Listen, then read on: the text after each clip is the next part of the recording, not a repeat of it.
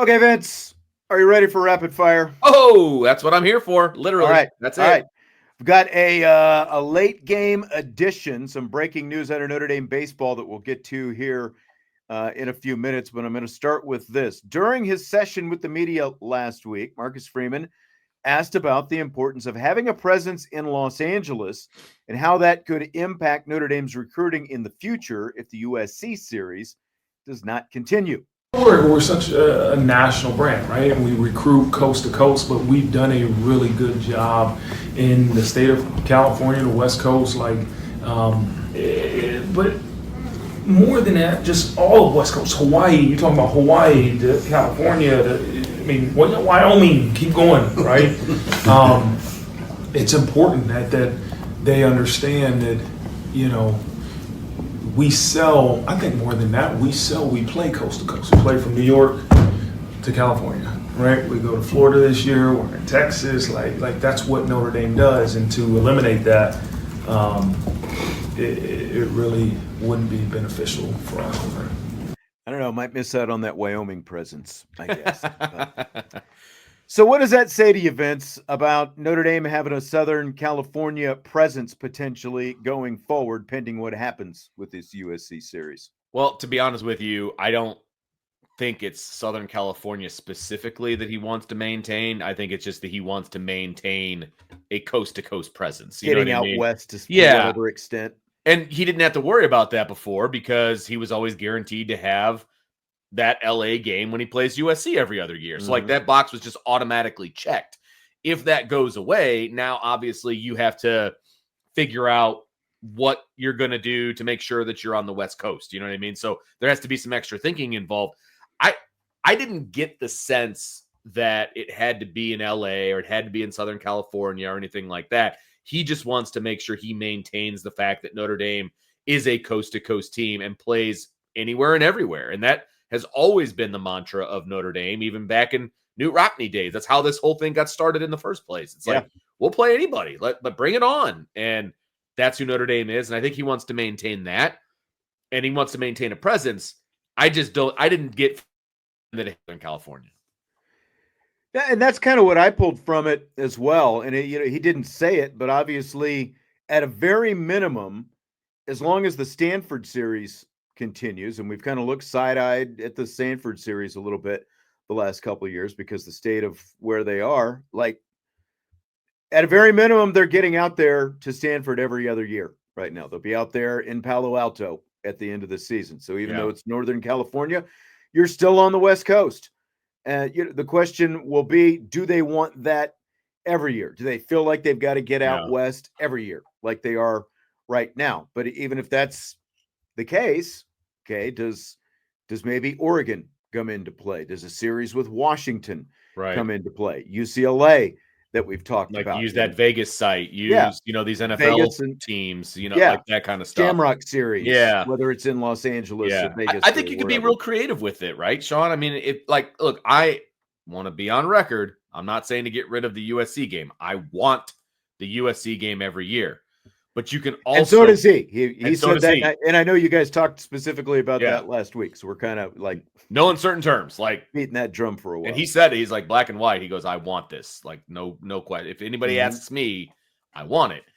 And I want it as well. But I also think even if you move it to the front of the schedule and you drop Stanford from an every year scenario, you still have that off year where you're not in California. And so that allows more creativity with the schedule and some different things that you can do. And I think that there's a lot of things that are open to that where you could get a game out there, Shamrock Series, whatever the case may be. Well, they've played Arizona. Now, it hasn't been regularly, but they've played Arizona State from time to time over the years. Does a series with Arizona State make sense? Because it doesn't get you to the coast, but we're going to have that conversation here in a little bit, aren't we? Yeah, we will talk about Arizona State. That's right. Did my homework. There you go, baby. But, I think you can pick a Big 12 team and different things like that. Like, again, being, I think, creative with the schedule. I think you could take an Arizona State and play them in Vegas, right? I think you could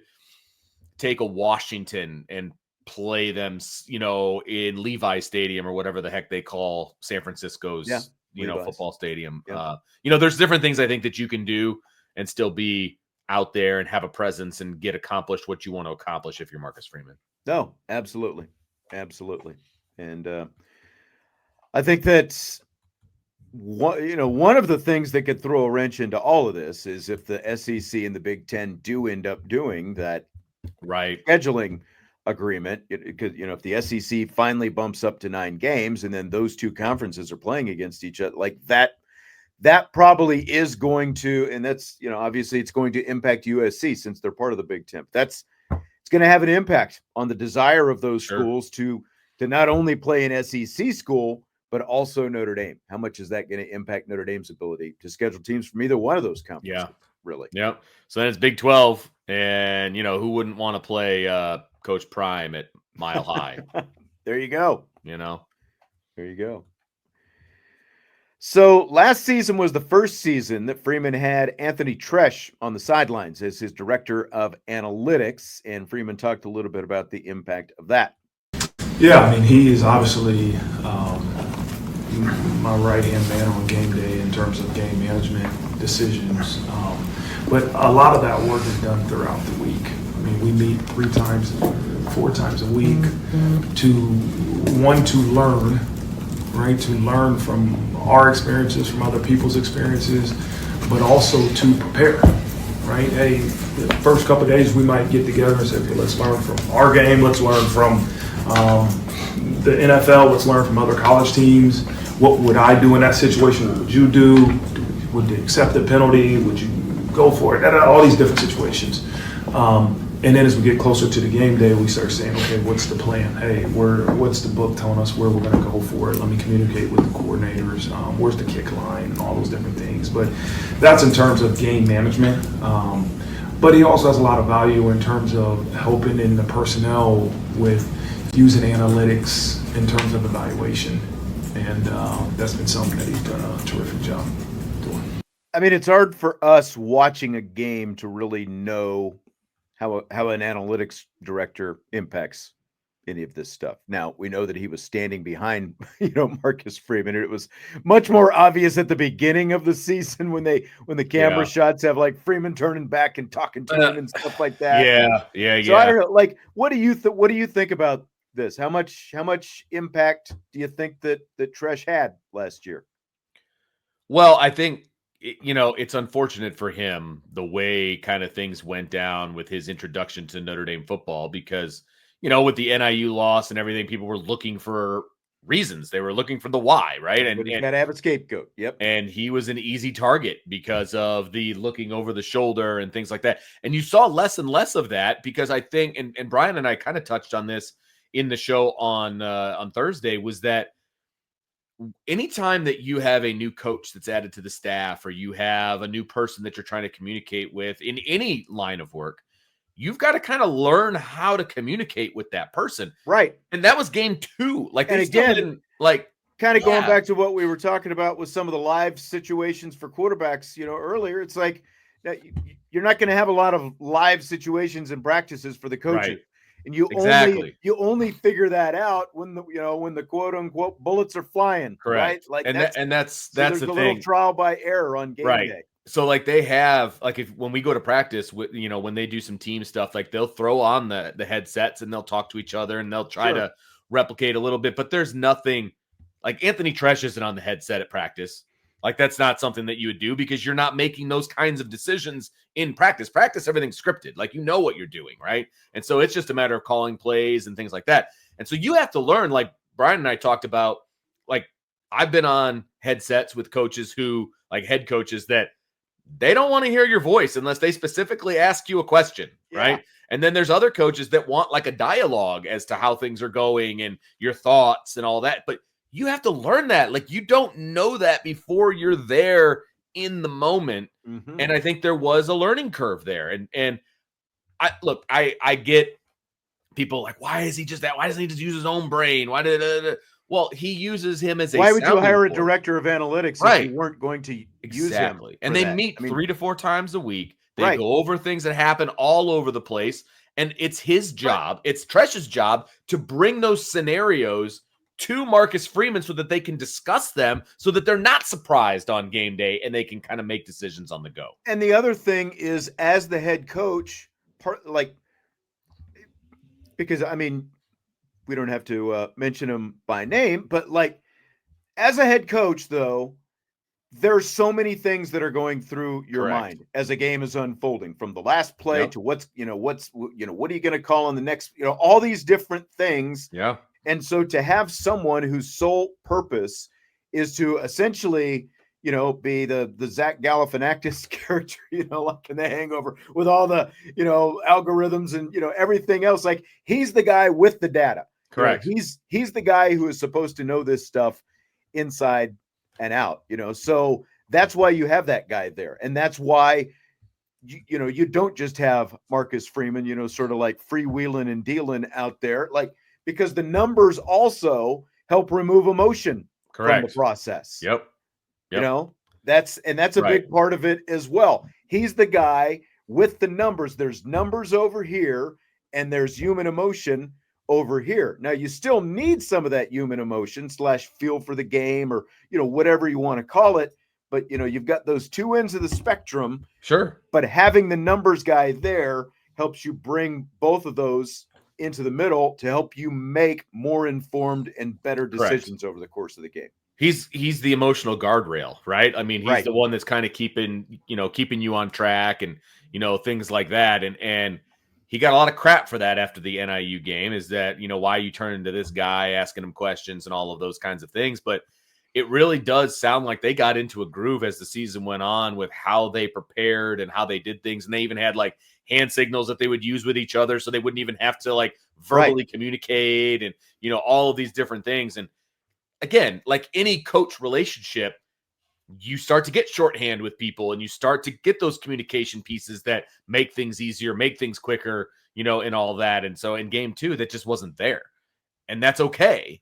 It just wasn't there. And so I think overall it's a great move. I think it's a great move. And the fact that, as he said, they meet during the week. It's not just on game day that all of a sudden now we're going over this stuff, because the data accumulates over the course of the season. And, like this works, like this kind of play works in this down and distance, those kind of things. And that's things that they can talk about as they're developing their game plans for whatever game. But again, you're only going to have that as you're together and you're going through that rhythm of the season, and you're able to continually have those meetings. Right. And by the end of the season, really nobody even noticed, exactly on the sideline. Well, and that's the thing. So like, as a head coach, and especially a head coach in 2025, right? They brought in a general manager, right? And he talked exhaustively about how nice it is to have somebody to deal with all that extra crap that he doesn't have to deal with now. Mm-hmm. The money talk and all that. He's like, if a player comes and asks me about money, I tell him to go talk to Mike. You know what I mean? Like, I don't have anything to do with that. It's the same thing here.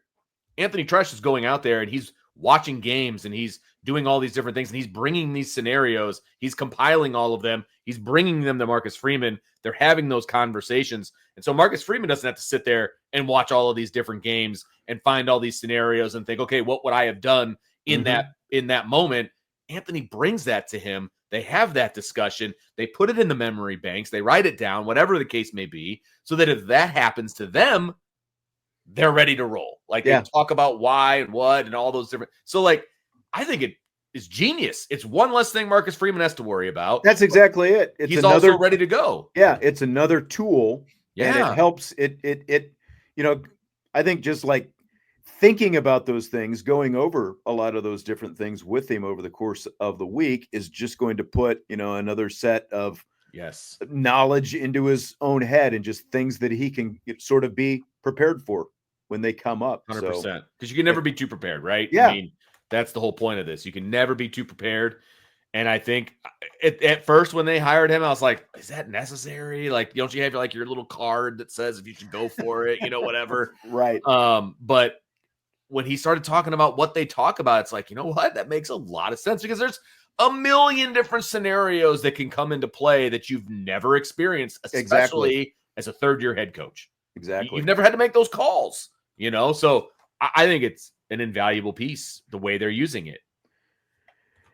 Some breaking news this afternoon. Notre Dame baseball's best player has entered the transfer portal. Catcher Carson Tinney is in the portal. Decaf put me onto it, and I looked it up while as you were joining in the show just a little bit ago, Vince, and he has indeed entered the transfer portal. So this means what to you? I'm kind of throwing this on you. It's okay. Now. It just means that, Sean Stifler is going to have to do a really good job to retain his guys, and he's going to have to go and recruit hard and, try to keep his guys together. Look, baseball is more than one guy. So, I mean, if you lose one guy, obviously it hurts. But if a floodgate's open and a bunch of guys are jumping in, then you're looking at a problem. I'm not saying you can replace him with one guy, but you're going to have to do something to replace him. They've lost, I think, at least 3 pitchers as well. Maybe, I don't know if they've lost now, different, to different degrees. But this is definitely their best offensive player. This is a sophomore who just exploded on the scene this year. Like, as a team, they hit 66 home runs. He had 17 home runs, 53 RBIs, a 753 slugging percentage, a 498 on base, a 348 batting average. He was the Triple Crown, like the team Triple Crown leader for Notre Dame, and very well thought of nationally in terms of national awards and all that kind of stuff. Yeah, like I just, I realize that it is the transfer portal era, and when you're on an average team and you're the best player on an average team, you're going to have some big opportunities to go someplace. Like Purdue had a first baseman, I think, that who announced he was entering the transfer portal, who had a huge offensive season for the Boilermakers this year. So what's going to happen, though? It's going to happen, but at the same time, it's also going to happen if you are an average team and all you've got is like 1 or 2 good players. You know what I mean? Like we were talking about the culture of Notre Dame football and all that kind of stuff. And I'm not saying that Sean Stifler's got a bad culture. I'm not saying that by any means, but it's like, something's got to happen here pretty quick for this program because it's year 3. You were 11th in the ACC. And if you look at their hitting numbers and their pitching numbers, that's basically where they ranked, like 11th, 12th in both of those departments. They were just across the board, like the 11th best team in the ACC this season. And it's not going to get any easier when you lose a stud sophomore catcher like this, And that's, the youth is what made Notre Dame who Notre Dame was, and they needed to retain that youth, and this is obviously an instance of not retaining that youth. So hopefully they can put the fence around everybody else and see what happens. And it is also one of the frustrations of college coaches is you get a stud like that and now he's gone after he has one good year, but he'll probably end up somewhere else in the ACC or the SEC and make some big fat money. So Brian says, bring back Jesse Woods. He left, and I believe Jesse is still coaching Division III. He's a head coach out there on the East Coast, I believe, in Massachusetts. But he was really good coach. Wasn't the head coach, but a good hitting coach nonetheless. Fill in the blank. It's blank that Arizona State head coach Kenny Dillingham says his Sun Devils could become a college football blue blood of the 2020s. He pointed to the success that Clemson has had since Dabo Swinney took over in 2008, saying, quote, they just showed up. People think they've been around forever, end quote. It's great for Kenny. It's a great line. I'll believe it when I see it. Now, I realize you're in the Big 12 and you've got an opportunity to be the big fish over in the Big 12. And this, there's no opportunity like the present, obviously. And I like Kenny Dillingham as a coach. I do. I think having a 16-team playoff is an opportunity for more teams to, more regularly get into the playoff and things like that and be able to make a name for themselves and things like that. I would hesitate to start comparing myself to Clemson just yet. I think that's a bit of a stretch. But, look, Clemson's I mean, I get the analogy he's trying to make because he's right. Because he's right, but it's also been 1 year. Right, and that's the thing. It's like, look, Clemson's in the heart of the SEC country too. Yeah. By the way, they're in the middle of Alabama. Like, slow down. Like, slow down just a skosh. Or I just do it for a few years. Then let's have a talk about being a blue blood. Let's stop throwing that word around. Yeah, that's a little bit. It's a little bit much because I mean, honestly, it's not like I consider Clemson a blue blood. I consider them a really good team of right now. They've won a couple national championships. Yeah. Great, but I don't consider Clemson a blue blood college football program by any means. Right. But and again, I understand the analogy he's trying to make, but 1 year, how about you do it?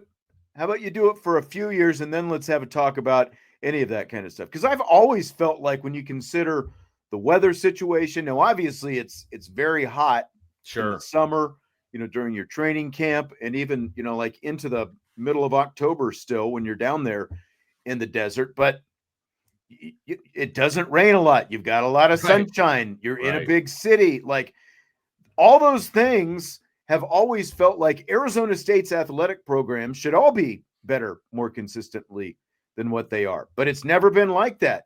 And it's not like, especially for football, like the Pac-12 was some murderer's row when they were playing in the Pac-12. And where were they then? I just love to remind people, this is the same team in the same season, by the way, that was holding open tryouts for kickers.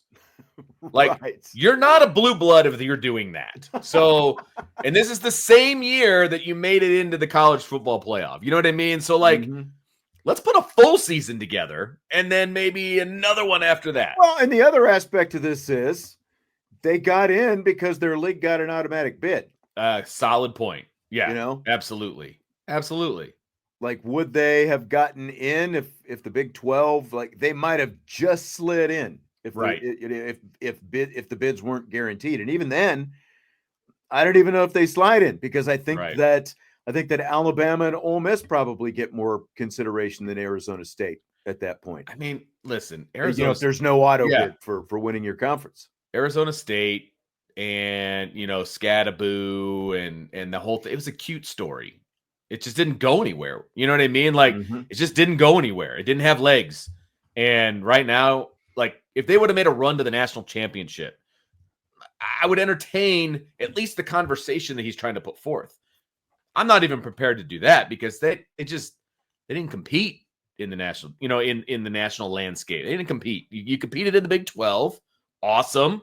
Now you got to start beating some other teams, and then we can have a conversation.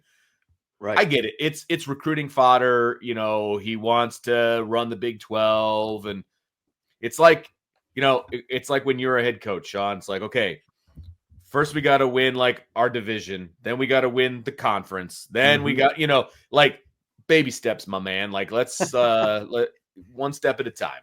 Exactly. The National Football Foundation has announced an adjustment to College Football Hall of Fame eligibility criteria that's going to now open the door for the late Mike Leach to get into the Hall. The previous requirement for coaches to get into the College Football Hall of Fame was they had to win at least 60% of their games. Leach's career winning percentage is .596. And so the Hall has dropped the requirement to .595. Do you buy or sell this change? I buy it because I don't think there should be a winning percentage like caveat in the first place. Okay. You know what I mean? We're on the same page with this. Okay. Yeah. I didn't, first of all, I didn't even realize. That's to me, it's like just get rid of that requirement and then you don't have to change it like this. Correct. I didn't even know that was a thing until I had heard this. Didn't even know it was a thing. And it shouldn't be a thing because if you look at let's use Mike Leach specifically. If you look at his contribution to the game of football, he was way more impactful to the game of football than, say, Larry Coker was. You know what I mean? Like, or name a coach, right? There's a bunch of coaches out there that you could say the same thing about. Larry Coker, for the most, I don't know. I was about to say he drafted, but I mean, the guy did win a championship, so he did. But once it was like his team, he wasn't winning anything. You know what I mean? Like, I think you or I could have been put in charge of that team and probably could have won a national title. Like, he was gifted a hell of a roster, and Sure. and I realize you're still the head coach. You still got to do all the things, but at the same time, it's like I still say Mike Leach. And by the way, Larry Coker had a 647 winning percentage. And then you've got Mike Leach, who had below a 600 winning percentage, way more impact to the game of college football, right? I mean, we can all agree on that. Gene Chizik, there you go. Yeah, there Won you go. Title. Yeah, exactly. I think gone are the days that we'll see a Gene Chizik win a national championship. I think so too. Again. I think so too. Decaf is asking, is he Hall of Fame Yes. worthy? I mean, he was an innovator. He and Hal Yes. Mummy created the air raid offense, and Correct. look how prevalent the air raid offense is today. Like from that aspect, and from the fact that he did win games at non-traditional schools, like Texas Tech. Like Texas Tech wasn't winning a lot of football games before Mike Leach showed up. Washington State had some periods, but they didn't win before Mike Leach showed up. So like from that aspect, I think he is. But to your point, like, I don't like the fact that they lowered the standard. I would rather them just get rid of this number and not go by that, because okay, now you're lowering it from 60% to 595, and it's basically, they should just call it the Mike Leach rule. I know, right? It's basically just to, by what, 1/1000th of a point, it's just low enough that you can get Mike Leach in. So what happens when the next guy comes around? Right. And he's got a 594. Are you going to lower it to 590, to make sure that guy gets in as well? Just get rid of this stupid number, because it's fairly arbitrary anyway, and just go off how significant was the guy, how significant was this person to the sport of college football? I think that's what you need to do. You don't need these kind of numbers placed on. It's just, it's silly. Like, either you're Hall of Fame worthy or you're not. Like, and I realize it's not necessarily black and white, but we have this discussion all the time when it comes to baseball players, right? Whether their numbers are good enough, and all of those things. Like, his impact on the game of football is undeniable. It's undeniable. He belongs in the Hall of Fame, period. And it's not because he passed away early or any of that kind of stuff. It's what was his impact to the game of football. It is long lasting and impactful, and he belongs in there. No questions asked. You need to do away with the winning percentage. It's ridiculous. Yep, exactly. Like Decaf is saying Leach was an average coach at best. Again, an innovator, man. Right. He's an innovator, and the fact that the places that he coached, like Texas Tech and Washington State in the era that he was coaching, were never going to play for a national championship. But just getting either of those programs to bowl games consistently was a pretty high step up from where he was. And I think that he probably scared a lot of athletic directors, because he was so quirky and you never knew what he was going to say and all that kind of stuff. And obviously he ran into a little controversy with Craig James's kid and all that stuff when he was at Texas Tech, and they lock him in a shed or whatever. It's right. Crazy, but I mean, he won. Like Craig says, he won. Craig D, not Craig James. He won everywhere he went, and more specifically, he won at a higher level at those places that hadn't won before he got there. Like, that's like the fact that he had the winning percentage that he has, considering the places he coached, and essentially the fact that he had to do more with less. I mean, he absolutely belongs in. Yeah. But like I said, I just think you need to get rid of this winning percentage requirement. Like, there are no number stipulations, stat qualification stipulations like that for players. Like, players have to have, at least been an All-American X amount of times. I think that's the biggest thing, but like, you don't have that with coaches. And I don't think you need something like that with coaches. Yep. So that's the only problem I have with it. So there's a change to the college football spring calendar, Vince, that is being considered. It would include 6 non-contact OTA style practices that would take place in May or June for college football teams. Do you buy or sell this idea for college football? So I'm selling it for May. I'll buy it for June. Like, May is the only time that these guys get to go home. Yeah. That May Makes is no sense that you would have it in May. Unless it's No. like the first week of May or something like because that. they're I don't know. graduated. Like, these kids are gone. They get to go home for a couple of weeks. Like, I get that they're being paid and all these different things. But you know what? Even people that get paid get vacation. They get to go home and they get to not be at work. Yeah. Okay. So, like, let these kids go home for a couple of days. They all return in June, right? You've got all the football camps on campus, for all the high school kids in June.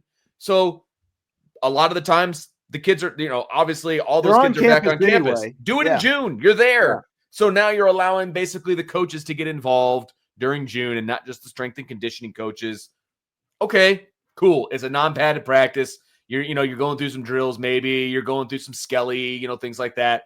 Fine. Do it in June. Absolutely 1,000% against it in May. Not only are the kids having a chance to get a little vacation, but the coaches get a chance to have a little vacation too. The week that we went to go visit Marcus Freeman, or last Thursday, we reached out to a couple of assistant coaches, he's like, we're off this week. Like, he goes, Marcus gave us the week off. You know what I mean? He's like, I'm working on the honeydew list. Like, the coaches deserve some time off too, like even coaches and players get a vacation. Let it happen. Absolutely not in May. Yeah, I agree. Now, I don't know if May is included because I don't know what the trimester, schools that are on trimesters, what those calendars look like or any of that kind of stuff, but it absolutely makes sense because OTAs are basically non-padded practices. Yeah. It's like you put on a helmet and your jersey. It's like your shells stuff, and you go out there and you run a few plays. So it makes sense. Yeah. They come back. I think it's usually for example, Notre Dame comes back around June 9th or something like that. So if you did it kind of as they're starting, their summer school and their conditioning type stuff, you get them out there for an hour and they're able to actually run some plays and do that kind of stuff. Why wouldn't you? Because again, they're there anyway, and they're going to be doing, OTA is organized team activity. They're actually doing I guess they're not technically considered team activities, but they're getting together, conditioning and stuff like that. They're still they're doing stuff. They're on campus. You might as well do something that's going to help them, also kind of get their mentals together 100%. When it comes to playing football. So why not? As a coach, if you're telling me there's going to be 5 or 6 OTA style practices in June of the whole month, it's once a week. No problem. Let's get out there. Let's get these kids in. Let's do this. Let's have a 2-hour practice with no pads. That's no problem. Coaches would welcome that because, somebody in the chat said, it's a chance for summer transfers to get their feet wet. It's a chance for coaches to see these guys doing some things. Look, coaches are seeing stuff. Obviously, they're not coaching, all of that. Be nice to be like, okay, I see what you're doing. Try this or do it this way. So they're not developing bad habits, things like that in the 7-on-7s and things like that. They're it also gives them a chance. They're done with the spring. They've got film on them from their spring practices. It gives them a chance to, kind of review some of that and then say, okay, let's put this to practical use. Yes, here, absolutely. With some plays on the field before training camp gets started. And then you get into your thick, heavy summer conditioning and all that. Because look, stuff.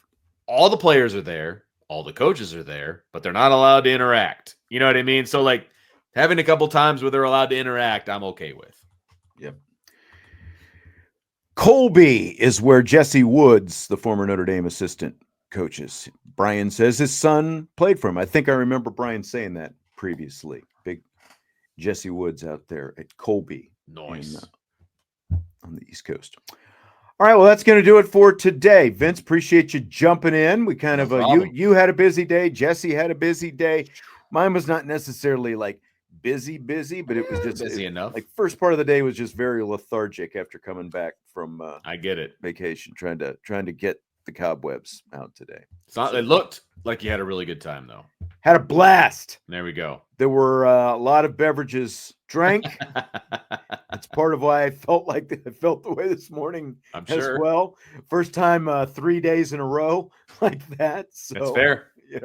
Yeah. That's fair. saw some dudes say we hadn't, the majority of them, it had been like 30 plus years. That's so crazy. It was a lot of fun. That's awesome. There. So yes, now we're talking, there's already talk about next year. And, there we go. like getting more people. So for some reason, I keep getting put in charge of event planning. Well, tell them bring them to South Bend. I guess I planned this first one too well. Yeah. Oh, you planned this one? Look at you. I did. Yes. Wow. No wonder you guys went to a baseball game. Of course. Absolutely. We saw those hideous Padres City Connect uniforms. Oh, what are they look more like Miami Vice. They're like pastels. Oh, really? Yeah. Was not a fan. They played the Pirates, and the Pirates uniforms looked more like the Padres real uniforms. Ththose are awful. Yeah. It looks like Miami. Like those are colors for like Miami. Those aren't San Diego colors. I agree. Yeah, that's not good. Completely agree. Pink and mint. Yep. I know. All right. Appreciate everyone being here. Hit the like button, and we will be back mañana on IB Nation Sports Talk.